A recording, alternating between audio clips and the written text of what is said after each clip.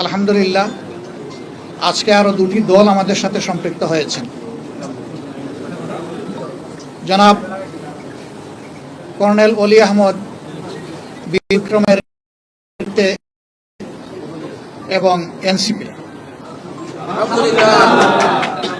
NCP একটু আগে আমাদের সাথে তাদের বৈঠকটা সমাপ্ত হয়েছে।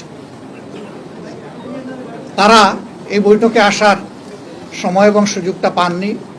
তাছাড়াও দলীয় পরিসরে তারা একটা মিটিং করে আজকে রাত্রেই আমাদেরকে তারা জানিয়েছে যে তাদের এখানে সম্পৃক্ততার ব্যাপারটা তারা আপনাদেরকে পরিষ্কার জানিয়ে দিবেন ইনশাআল্লাহ। তাদের আহ্বায়ক নাহিদ ইসলাম সরাসরি কথা বলেছেন, আমাদের সকলের সাথে আমরা উপস্থিত ছিলাম এবং তিনি তাদের সিদ্ধান্ত আমাদেরকে অবহিত করেছেন। তারা আরেকটি প্রেস কনফারেন্স করে তাদের সিদ্ধান্ত আপনাদেরকে ইনশাআল্লাহ জানিয়ে দেবেন।